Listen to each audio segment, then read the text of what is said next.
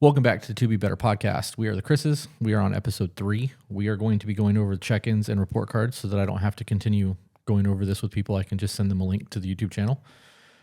We have emails to go over. We have some discussions that we want to have. I guess announcements as well, because we're getting close to the Patreon going live so that we can start doing live coaching. We're going to get to the point where we are going to not be answering emails as much. Mm-hmm. It'll be just podcast answers only. So we'll be filtering through those. When the Patreon thing is set up and we start doing live coaching, we're going to be sending links to people with a questionnaire if we can help them, and then sending them a link to Patreon so that they can pick how they would like to work with us versus doing this. All right, so let's get into the check-in and / report card. So for those of you who have been following us on either TikTok or watched any of this, you probably already know these things. We went from the original 3 questions: how is your mental health? How am I doing as a husband? And what can I do better as a husband? And we added, what did I do poorly this week? And what did I do exceptionally well this week? So we're at 5. I've added 5 more. Okay. And I've listed a whole bunch of things out here that I want to talk about that's crucial to the check-ins, but I want to explain a little bit what we do and why we do them so that people understand that this is more about making a better relationship and less about saving a marriage. The check-ins can absolutely do that if you're able to have a communication, open communication with your partner, and you trust them and you're safe. This is not that. This is just to continue to grow together as a couple, right? So we've added the phones have to be completely put away. They can't just be out. They have to be put in a pocket or put in another room so that they're not there. TV's off, radio's off. We added the sit in the lap thing so that we can look at each other face to face and there's no distractions. We have intimate conversation that way. And then you ask the questions, you discuss the questions, and then I wrote down some other things to take account of when you're doing this. We've had a couple people say that the first check-in that they did was hours long, and they saw immediate changes in their partner because they were able to have a true conversation without there being conflict or any kind of combative behavior. And I think it's important to remember those things. All right, so let's get to the questions first. Once you've got your partner's undivided attention, it's important that when you do this, that you don't say, we need to talk. Right. You need to say, do you have a minute? Because when you ask a question versus making a statement, you're going to get a different response. When you ask a question, you're getting them to engage. When you make a statement, you can make them defensive or it has a triggering negative undertone. So that's a problem, and I'll get into that in a minute. So the questions now are the original 5. How is your mental health? How am I doing as your partner? What can I do to be better as your partner? What did I drop the ball on this week? And what did I do exceptionally well this week? Bonus questions are how am I doing at meeting your emotional and intimacy needs? How would you rate our sex life on a scale of 1 to 10? Are you happy with the division of housework? Do you feel safe with me? And what is something that we should do that we haven't? Because now you are taking the first half of the conversation and having a lot of like personal, hard talk, because those questions they're intimate, they're hard. You're getting an honest, truthful discussion. The following 5 questions can make sure that nobody's overworked in the home. It's going to make sure that all needs are being met, emotionally, intimacy, sexually, whatever. And then you can start using the last questions to start maybe planning vacations, to find new places to eat, whatever the case may be. So I thought those were pretty good. Things to remember when you're doing these. If you haven't set boundaries or expectations in your relationship, this could be a good time to do so. If you have set boundaries, this is a great time to make sure that both of you have the same definitions of the boundary set. We've talked about in the past that communication is not just verbalizing things. It's also listening to understand, being able to communicate to make sure that everybody's on the same page with everything. And people always ask us about the expectations and the contracts that we have. And this is a good opportunity for you to implement that because you're already in a position where you have your partner's undivided attention. Do you have anything you want to add to that? I feel like I'm doing a whole lot of talking. I didn't even know you added 5 things to it. I know, because I wanted to shock you so you'd have something to talk about. I'm actually pretty excited about that. Yeah. Okay. You want to avoid phrases like you never or you always. These come across as combative and can be used as tools of manipulation in some cases. I want to throw something in real quick before you move on. So this morning when I messaged you, I'm not going to go into what the text message was about, but there was a point where I said, I feel guilty for whatever the situation was. Right. I almost said, it makes me feel guilty, but nothing is making me feel guilty. I have that feeling. Right. So I wanted to give that as an example, as the way you phrase things is important. It because absolutely is. you're not doing anything to make me feel guilty. Nope. None of your actions are doing that, and anything you said is doing that. That's an internalized feeling that I have to work through on my own. So changing that, I feel like, made our conversation go smoother than it would have if I unintentionally placed the blame on you with the way I said it. Right. And I agree, because you took accountability with what was going on. Right. People want to be like, you make me so angry. Mm-hmm. No, they really don't. You make you angry. You allow your brain to process the information that's being given to take it in a negative perspective. Right. I cannot stress how many times that I've had really shitty situations become very positive because I look at it as an opportunity to grow versus a negative. That's really what it comes down to. And like, you know, the amount of stress that I'm under right now with the expansion and trying to do with one of the businesses because of the hurricane. Mm-hmm. I could really be falling apart and just being like, it's the end of the world. I've lost those 2 businesses, instead of trying to grow the one business that we have left standing and worry about those when the insurance comes through, when the building's rebuilt or whatever. I'm looking at all of this as an opportunity for growth, because I have an opportunity right now where I have almost a year before this building is going to be back up and running, that I can hire more people, train them, get them to do things the way that I expect them to get done. And then I can move people around and we can continue to open businesses and grow. Right. If I looked at this as a negative aspect and woe is me the entire time, I wouldn't have that mindset. So it's important that you recognize these things. The world, what did the statement go? The world can't change your attitude, but you can change your attitude about the world. Right. Yeah. Okay, so try to engage your partner with questions instead of making statements. This is what I was talking about a minute ago. Statements trigger a feeling of judgment, where questions engage curiosity. Things like, do you have a minute versus we need to talk. The Dave Chappelle Killing Him Softly skit, where he's like, Dave, we need to talk. And he's like, fuck. And he's like, every time we got to talk, it's something I got to do. And that is it's funny. It was hysterical when I heard it.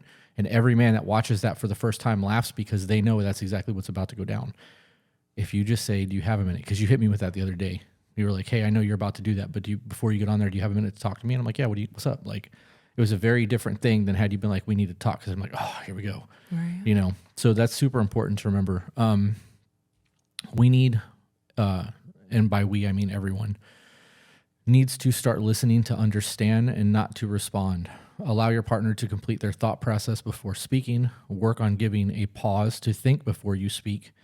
Empathize and validate with what they're saying instead of just responding. And this will help you help make them feel heard. And if you aren't sure what they're saying, repeat what you heard back to them and make sure that you digest it before you give a response. This is one of the things that I'm working on the hardest right now, especially when we get into a conversation that I feel like I'm being attacked. I have to let you finish, because 9 times out of 10, we are arguing the exact same point to each other from a different standpoint because I didn't let you finish your point.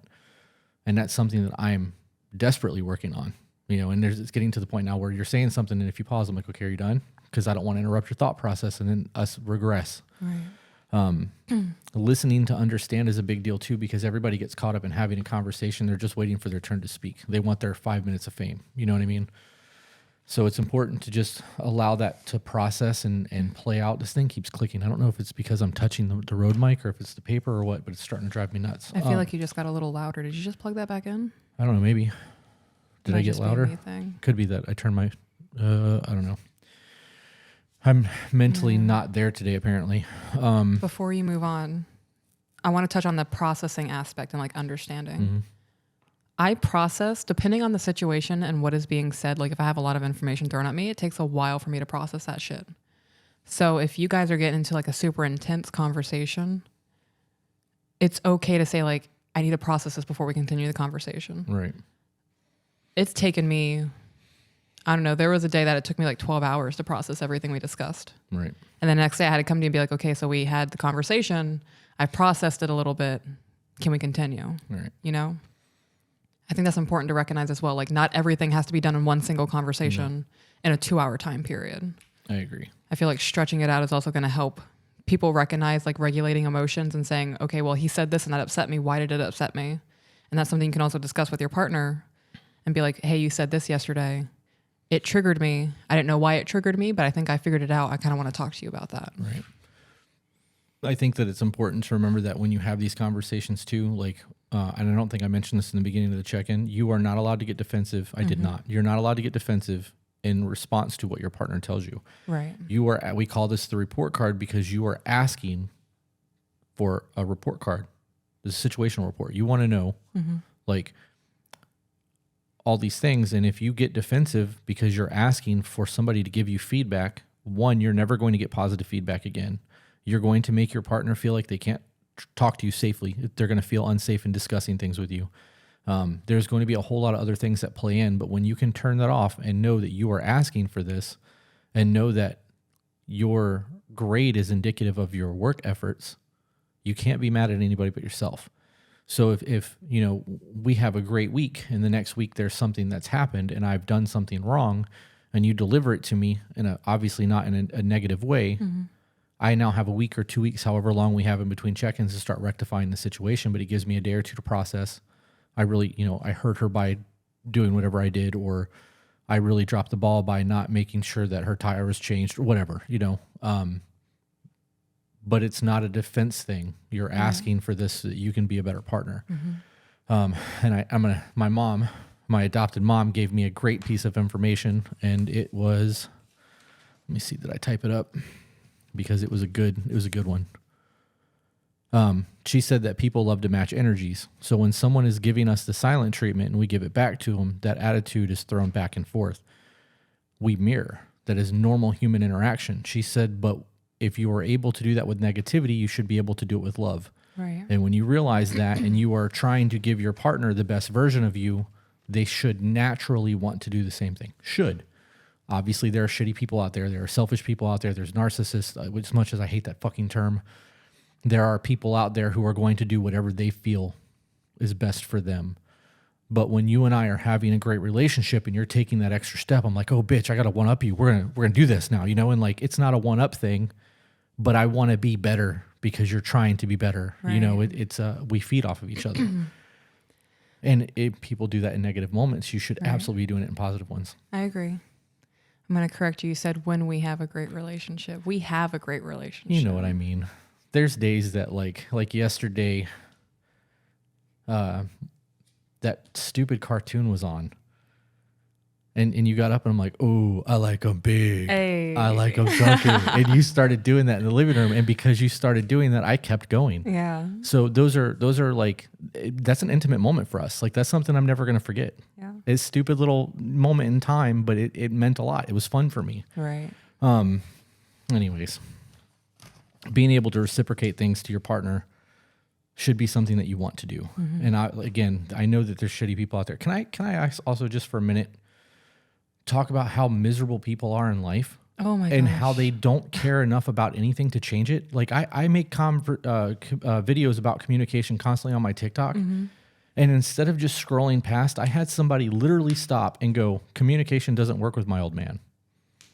Do you remember that conversation we had that night? I was like, yes. So what is, I mean, does he beat you? Like, right. how do you guys resolve problems? Do you arm wrestle? Is it thumb wrestles? What are you doing? My mind. Rock'em sock'em robots? I don't understand how your communication doesn't work. Right. So we both, our first thought after hearing that was domestic violence. Right. And then the second thought was, it's not that it doesn't work. You guys just don't know how to communicate. Right. Unbelievable. So I see a lot of that. And then I see a lot of,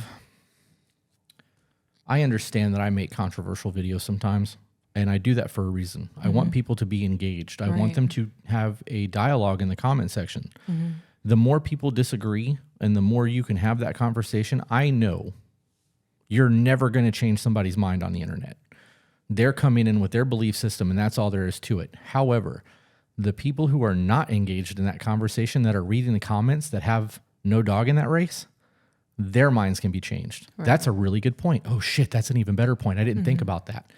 Those are the changes that are happening. It's subconsciously, and it's happening from people who are not being petty, whiny bitches on the internet. The people who want to grow as human beings. Right. And those are also the people who are silent 99% of the time because they don't want to get caught up in nonsense. They don't want their notifications going off. And the last thing they want is to be in an argument with somebody who lives in their mom's basement and has nothing better to do with their time other than troll, you know? Right. But it blows my mind the amount of people who live those lives. And like, We have people constantly say things like, my husband doesn't do any of this. And it's been like that for 15 years. Why are you still with them? Well, why are you waiting 15 years to say it's a problem? Right. And I look at all these things and I always start to make a video or I always start to type and I want to have these conversations with these people. And I'm getting to the point now where I don't even remotely care. Like if you're not willing to take accountability and take change of your life and like take stock and be like, my life could be so much better if we just did X, Y, Z and start working to make that better. I don't want to hear you complain because all you're doing is bitching. Right. And that's the way I look at it. If you're complaining and you have a plan, you're working through it by complaining. You're trying to figure out all of your ins and outs to make your plan work. If you are not trying to implement change and you're complaining, you're just bitching. Nobody wants to hear that. Be better. Right. I also get comments, and this really infuriates me, from women who are in their 40s and 50s. And they're like, oh, wait until you've been married for 10 years. Wait until you've been married for 15 years. Wait until you've been together for 20 years. Things always change. People change. Yep. Intimacy dies. I don't disagree with the fact that people change. People are growing constantly. You're supposed to change. You're not going to be the same person in 20 years than you are today. Right. But I'm going to grow and love. I'm going to grow with you and I'll love you unless you become like a complete asshole. Well, I mean, I'm already almost a complete asshole. I'm pretty close. You're I feel nice like to that's my me. final form. Yeah. Yeah. When people say intimacy dies and things change and they don't love you the same after that amount of time, it's because you guys become complacent. And the fact that you can't acknowledge the fact that things died because you let go of things. Oh, that's not how I wanted to say that. You want to rewind it and my try next again? sentence and it makes sense. Blah, blah, blah, blah. So I'm glad that it's not just my brain today. it's been a really rough holiday. It has. Like, oh God. That's why I haven't made TikToks. I can't deal with people's bullshit on top of my own bullshit. Yeah. So when people say after X amount of time, things die, they don't want to accept the accountability that they let the things die. Right. Because then they're part of the problem and they're not just the victim. Yeah, because nobody wants to take accountability. I nailed that. You did. That was fucking on point. I want to add to that and say that you allowing things to change with your partner and losing that intimacy and becoming the roommate phase is an active decision. And it's not just a one-time decision. You wake up and make that decision every single day. Yeah. And I understand that you get to a point, you're going to get to a point with your partner, if you let it go like that, that you don't like each other anymore. And you see it in the comments constantly.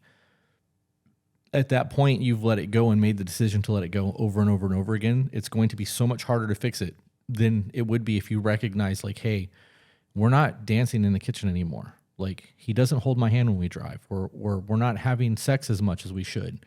Something's not right. And then having a quick check-in, figuring out what the problem is, and then just talking about it. I'm now getting in my comments women who are complaining about their hormones being off.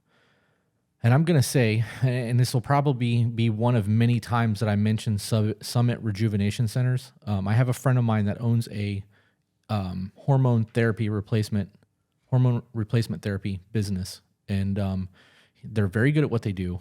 You guys can check them out, summitrejuvenationcenters.com. If you are over 40 years old, male or female, you should be getting your blood work done on a regular basis regardless. You're going to be going through the change. Our testosterone is going to be dropping. That's a very real thing for a lot of people. When your hormones are off, you get depressed, you sleep or you don't sleep, you become irritable. And that's one of the emails that we're going to get into. So I'm not going to go too far into that right now, but knowing where your blood levels lie can absolutely change things for you. Anybody that's in their 40s remembers what it was like to be 20. When I got on hormone replacement therapy because my testosterone was low, I became a 20-year-old again.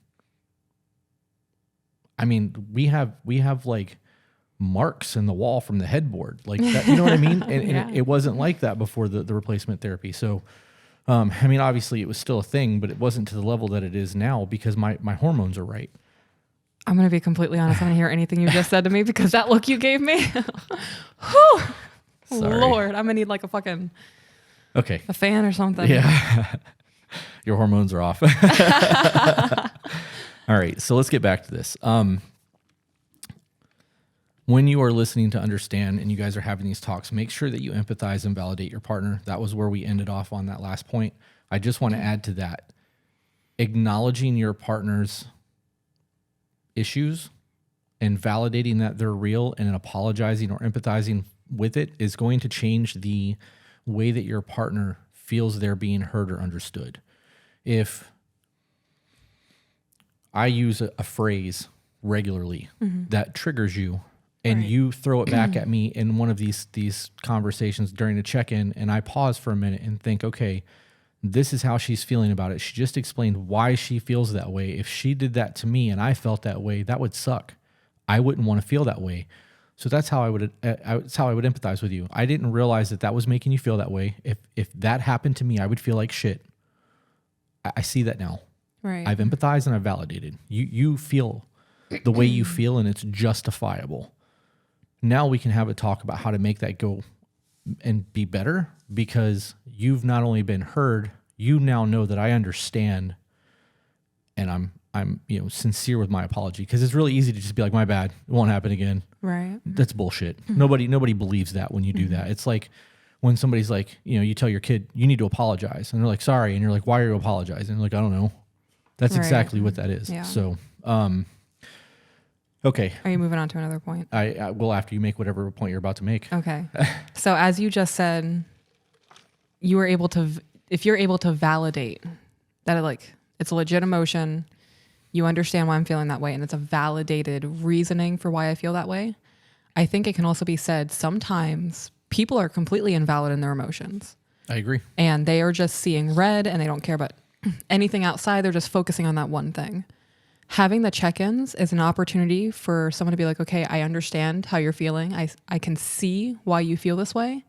I need you to understand it's a little bit irrational. Right. Because some people try to get away with some bullshit feelings. I would probably word it better than saying irrational, and every guy on the planet will agree with what I'm about to say. That's like telling a woman to calm down. I disagree. Yeah. Well, I disagree for me. I understand that it triggers some people. Sometimes I need you to tell me to calm down. Right. Well, you also have accountability like I do. Yeah. So if I'm like, hey, that's kind of bullshit, you'd be like, all right, wait a minute. I'd be like, damn, you're right. Yeah, you kind of, You've actually done that to me. All right. I think it's important to not validate bullshit. I also think that in all of this is a good point as well, to make sure that when you use these check-ins, you can use these check-ins to talk about things that you were mad about earlier in the week, and you can have those conversations while you're calm. Because if something happens and you get mad and you blow up on the spot, you're reacting out of anger and emotion versus letting it calm down, processing your shit, and then bringing it up 2 or 3 days later in a check-in. Right. That will go a long way, because situations are never resolved during conflict. They will be solidified. They can be discussed, but the resolution happens after everybody's calm. People process things and start making or taking steps to change things. Right. Excuse me. Oh man, I hope that didn't get picked up. I apologize, guys. That was spicy chicken, Jesus chicken from Chick-fil-A. Do you have anything on that point before I move on? I did, and now I don't remember. It was the burp, wasn't it? No, maybe. All right. The most important thing in conversation is hearing what isn't being said. You need to pay attention to tone, inflection, and body language. You can tell somebody that they're a total piece of shit human being, and if you say it in a way that doesn't trigger them, they'll be like, damn, I'm a piece of shit. But they're not going to get mad about it. Right. So you need to make sure that you are on point with your tone and your inflection. And for those who don't know, tone is obviously the tone of your voice. Inflection is the way that you word things. It's no different than like if you say, I love you, have a good day on a text message, I'm like, love you too. My inflection in that text message is different than it would be if I said, I love you too. Right? We've talked about that. Right. You do that a lot. I know I do, but I'm working on not doing that. I know. It's laziness on my part. It's all it is. It's no different than me sending a K text message. I know that triggers a lot of people. I could care less. If you say OKAY or you just say K, I got okay out of it. I don't need a 900 fucking paragraph text message to understand a point. I'm a give me the details and go, Right. So, I want to touch on that before you move on. You said it's a laziness thing on your end when you don't type the I. It's just love you. That is one of those moments where like I got upset because you didn't say the I, and I was like, damn, this man don't love me no more. Like, what did I do? That is me overreacting. That is a irrational overreaction. Right. And once you told me that it's a laziness thing on your end, I was like, okay, I get it. Like, I'm not going to harp on that anymore. It's not a negative thing you're doing to me to punish me. Why are you?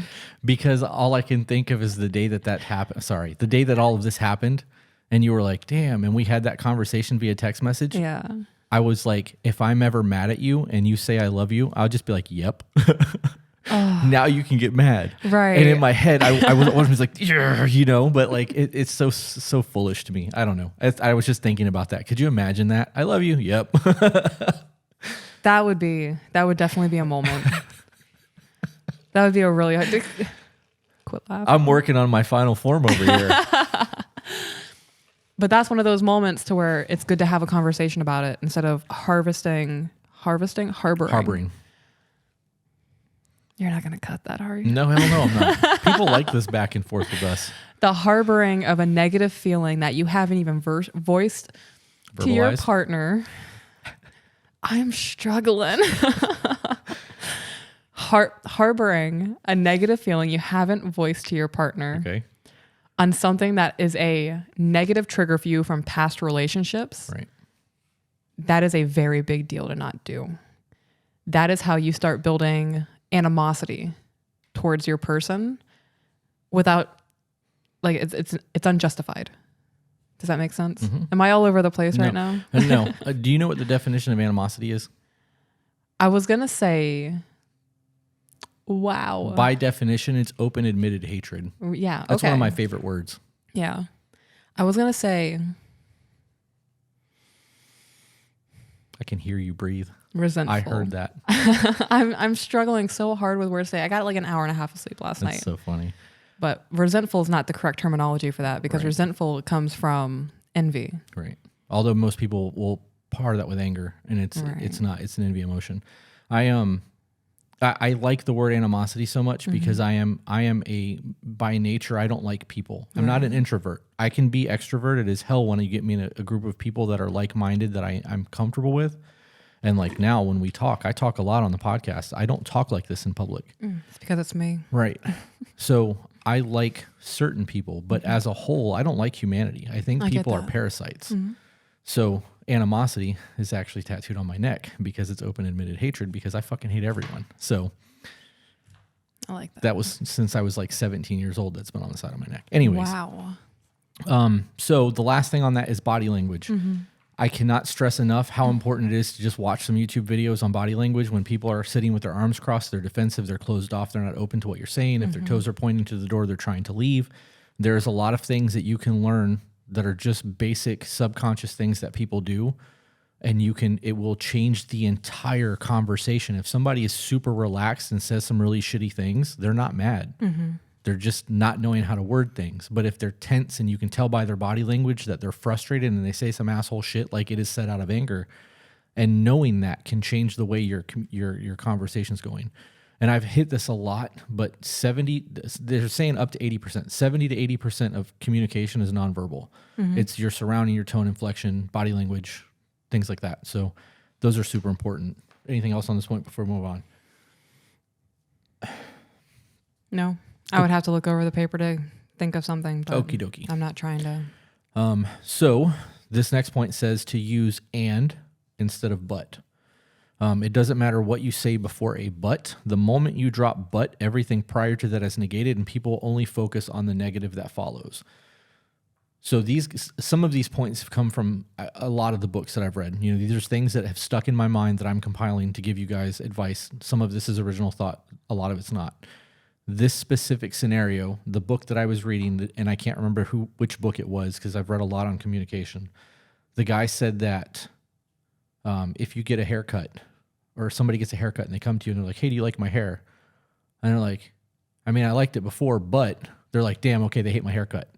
But if you're like, "I like it and I liked it before," they're like, "Okay, you know, that's a very different scenario." So try not to use but in a conversation because you are going to set up a negative tone for the following sentences. That was a short one. You got anything on that one? All right. Start paying attention to your partner's request for connection. This can come from something as simple as going, "Hey, check out that car over there." Or, "Did you see that bird?" You know, the whole point of that is to get you to look and then engage with whatever it is that we're trying to get you to engage in us with. That is a exchange of energy. It is an exchange of emotion. It shows that you have an interest in whatever it is that I'm interested in the moment, and you are giving your undivided attention to whatever is happening. You're not on your phone. You guys are fully engaged in that moment. That happens in the beginning phases of dating constantly, Right. because you want to be engaged and involved in whatever your interest is involved in. We still do that. I was just thinking about the baby hippo. Right. We had a whole conversation about how fast hippos can run and how it'd be utterly destroyed by one. It was a stupid conversation. Right. But it you were was into fun. Right. And you were like, oh, look, I want to be a baby hippo in the next life or something like that. And then we got into I said I want to cuddle one. Cuddle one. Yeah. We got into that whole conversation. But had I been doing this, yeah, babe, cool hippos, sure. Eventually, you would stop showing me those things. Oh, yeah. I wouldn't have even continued the conversation. It would have been in. It would have been, and that it was like a 25, 30 minute whole thing where we're laughing and enjoying our time together. It was because I was engaged. You made a request for connection. I engaged with you, and we had a dope moment. Those moments are what adds up over a lifetime of intimacy and connection with people. And as you grow, and instead of growing apart, you're growing together because you're taking interest in each other's things.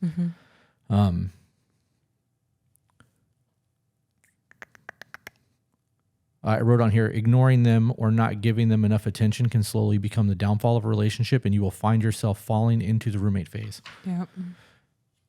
I've had 3 comments now asking to talk about the roommate phase on TikTok. Like about what it is, how it happens? How to get out of it, because it's something that everyone finds themselves in. I'm seeing videos now that, because I'm going down different rabbit holes of learning, Right. I'm seeing videos now that there's like 4 phases of marriage, and the first one's the honeymoon phase, the third one's roommate phase, and like they go through all of this shit. And I understand that because I've had a long-term relationship, like long. I understand that those things are going to happen, and looking back on it, you have hindsight's 20/20. You can see everything. This is where things did this. This situation changed the entire course of everything, and it comes down to not being able to communicate or having the necessary communication skills to resolve whatever that problem is before it evolves into a bigger thing. And you and I have had a lot of conversations over the last few days, and I keep telling you, like, the things that are bothering me right now normally wouldn't faze me, but because I have so much shit going on and my head is a fucking mess, things that I would never bat an eye at are huge to me right now. Same thing. So when you have the roommate phase, that's not something that, I mean, it's going to happen, Right. but you can make decisions to go, okay, this is not okay with me. And if I don't check this scenario, we're going to be so much worse off than we were. But I think it takes people getting into that, looking back, taking accountability, and then realizing that you don't have to be in that roommate phase anymore. Right. You have to make the active decision to start working, to be intimate again, and to take interest, and to put your partner first. You literally have to start dating. Right. And it's not hard. It's not. You already have however many years that you have with your partner. Right. You guys live together. They are your best friend. If there's really a problem, that's who you're going to. Why wouldn't you want to take them out on a date? Men, this is a super easy thing. Tell your woman that you have a surprise. Tell them you're going to take them out. And they're like, oh, yeah, where are you going? Be like, Guess. where would you go? Where would you like to go? Just guess. They're going to start throwing shit at you. And whatever the first one is, that's where you guys are going that night. Because that's truly where they want to go. That's what they want to eat. That's the movie they want to see. Whatever the case may be, they've laid that out. You don't have to play the game of back and forth. Well, what do you want to do? I don't know. What do you want to do? Women want you to be in charge. Most women want men to lead. Obviously, that's not the fucking case for everyone. I've heard it all. Right. But if you're married and your wife wants you to lead your home and you surprise her with a date, you're going to get brownie points that you otherwise wouldn't have gotten. And it doesn't take a lot. All you got to do is send that text message. Hey, I got a surprise for you tonight. Oh yeah, what is it? Guess. That's it. And she's not just going to guess one thing. She's going to rattle off a whole bunch of shit. Yep. And you can start making notes. Yeah. This is date number 2, date number 3, date number 4. And she did all the work, and you're going to get all the credit. Yep. Big brain shit. It's also easy for women to make sure that roommate phase thing doesn't happen. It really is. Men are such simple creatures. Literally just put on a t-shirt and heels and wait for him to walk into the bathroom. The under butt cleavage. Oh my God. I thought this man was going to faint. I pulled my phone out and took a picture of your butt. You did. It's not hard. It's little moments like that. There's times where I go out of my way. Like I'll start doing a task.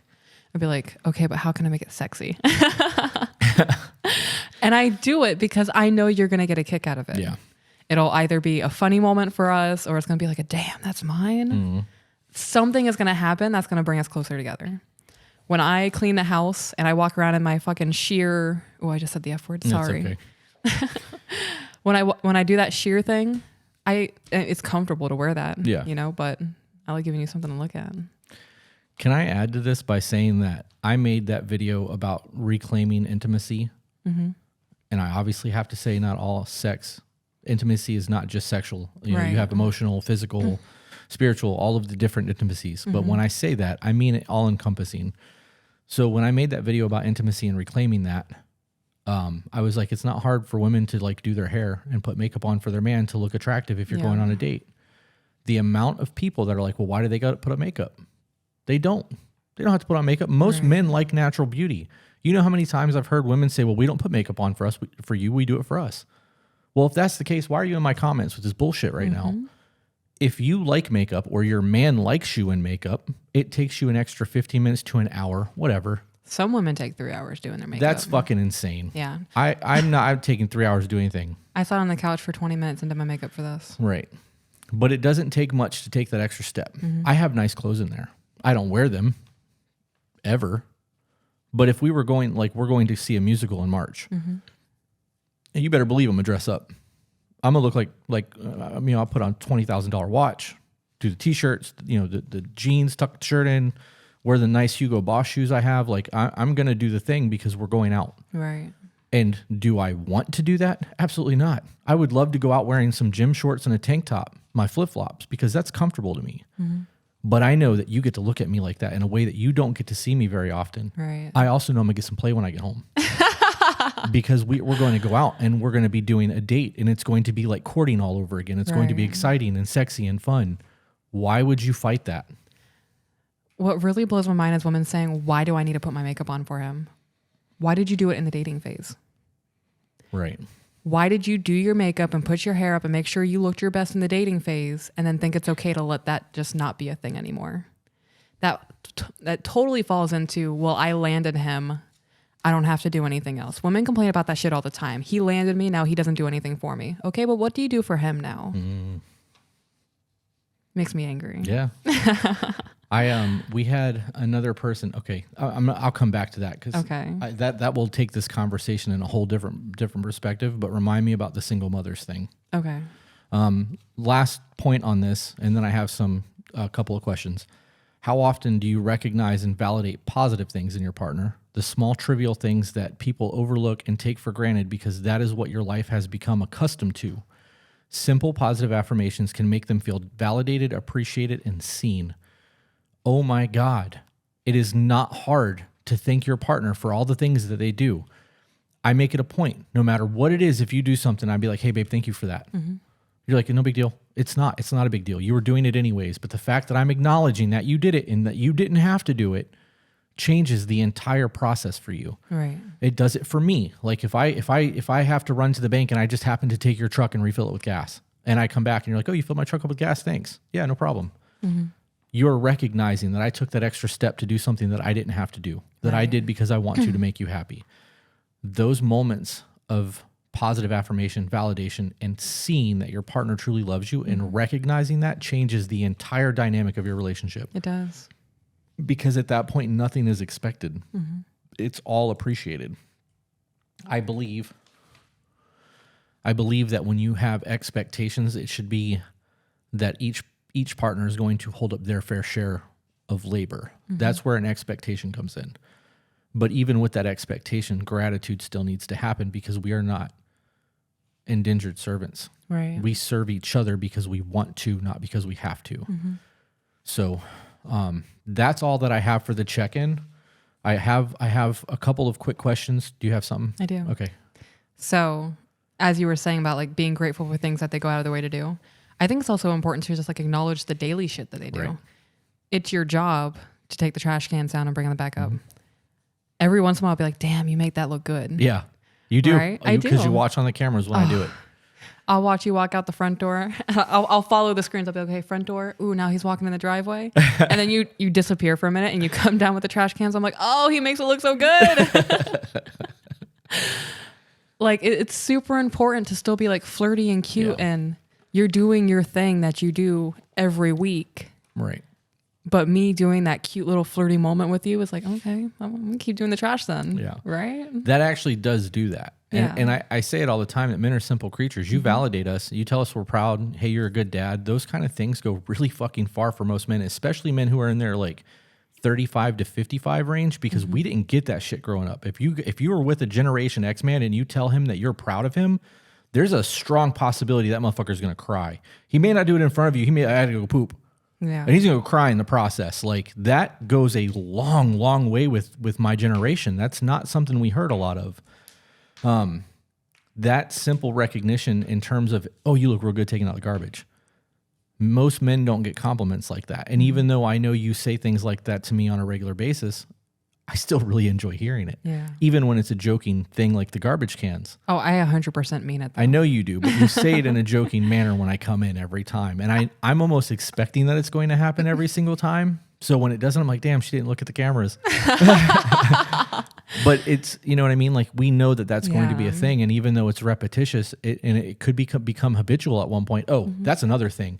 The habitual I love yous It's a problem. It is a fucking problem. My big thing before you and I was always love you, bye.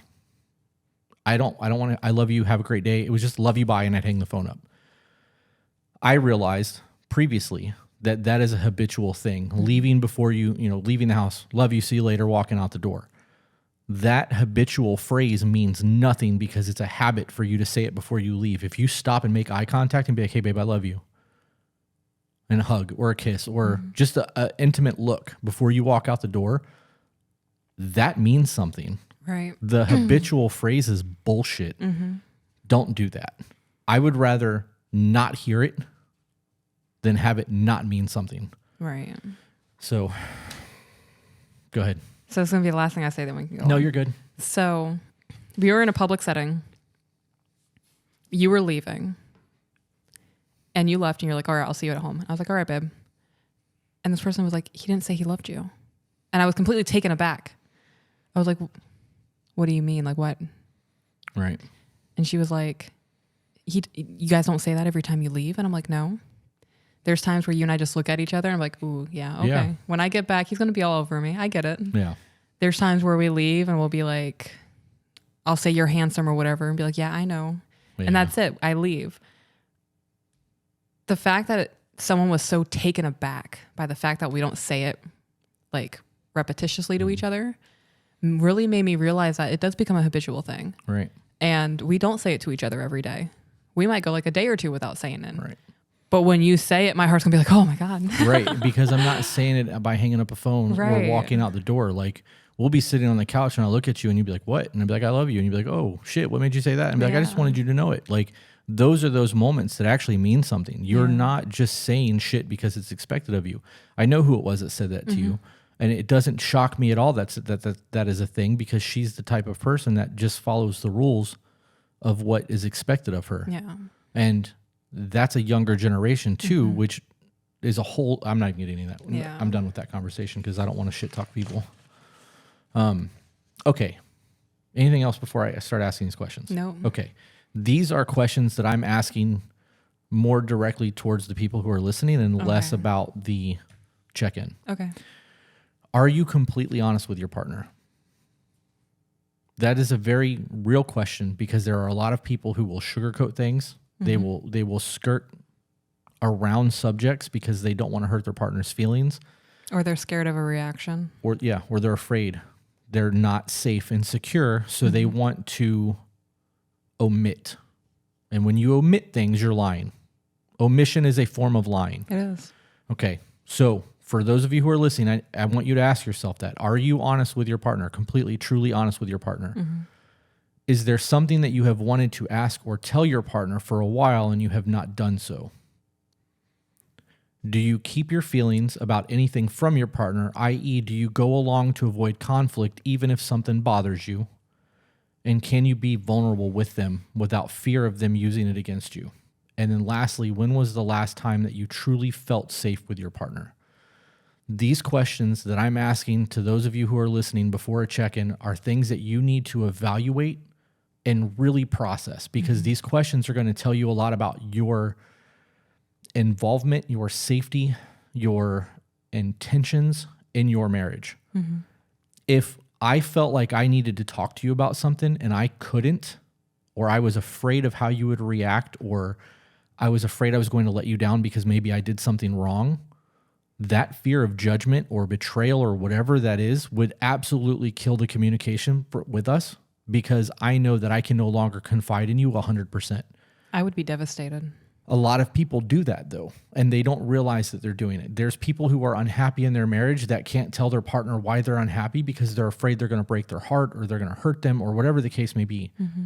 They're afraid of their reaction. These kind of things are going to dictate your success in the check-ins. If you feel like any of these are off, your check-ins are not going to be sincere. I asked about the vulnerability because most men are told their entire life, it's not okay to cry. Man up, pick yourself up by the bootstraps, put some fucking dirt on it, let's go. Men will cry in their car, they'll have meltdowns, some of us will be Baker acted, but we will not be completely vulnerable to our partners because we are afraid of the fear of retaliation. In the event that things don't work out, or you have a bad day, or you want to go to your girls and gossip, or whatever the case may be, we are going to look different in the eyes of other people by being vulnerable, because it's not just you and it's not just this moment. If you are a man and you do not trust your woman enough to be 100% honest and open with them, what does that say about the person you pick to spend the rest of your life with? Do you not trust them enough to keep your secrets, even when things go bad? Do you not trust them enough to be vulnerable and cry in front of them when you need to let go? That is a very real concern and something that you need to look inward on. And you need to think about why it is that you have that with your partner. It is not uncommon for men to not want to hurt their partner by saying foul shit or being unnecessarily angry or whatever the case may be. You know, we want to make sure that our women are safe and protected and feel that way. But if you are omitting things, you are lying. You omitting your emotions and your vulnerabilities and the fact that you have crippling anxiety or super stressed out situations about whatever's going on, and you try to carry that load on your own, you are also removing your partner's ability to help you. All of the things that I deal with every single day, all of the stresses with the businesses and the finances, the employees, past trauma, our arguments when we have them, which aren't really arguments, they're just heated discussions, but things that may trigger or bother me with you, if I can't unload some of that, I'm going to overfill and combust. I know that you are my wife. We are loyal and servants of each other. You are capable of carrying some of that load until my shoulders no longer hurt and I can pick that back up and keep walking. It's no different than that ruck video I made. And I'm not going to continue with that. You guys get what I'm trying to say here. It's important that you figure this shit out. These 5 questions are absolutely crucial to having proper check-ins. And maybe those questions are something that you should ask your partner. Read them to them, make them listen to this podcast, and have them evaluate themselves in that as well. That's all I got on these. Do women really take their man's vulnerability and use that as gossip? 100%. 100%. Wow. Look, there's I've told you, we've talked about it. I know women who have been in dom sub relationships that took pictures of their marks, and then when the relationship ended, had the man arrested for domestic violence. That happens. How absolutely disgusting. Right. And what's he going to say? She asked for it? There's dude, people are fucking scumbags. And I don't care if it's male or female. People do vindictive shit when they're hurt. And men, like women, have been hurt so much that we tend to never treat love the same way and never treat the next woman the way we treated the one before. It is commonplace to harden yourself a little bit more every single time you're hurt. Every time somebody slights you, you become a little bit harder of a man. That softness and the want to do for others after you've been burned so many times just fades. And eventually you get angry, bitter, selfish men. It's no different than what you see on the internet. I'll never get married again. There's no point in it. I see that all the time in my comments. Right. I do too. So that's it. That's very much a thing. Do you have anything that you want to go on with the check-ins? Because that was almost an hour on the check-in. No. All right.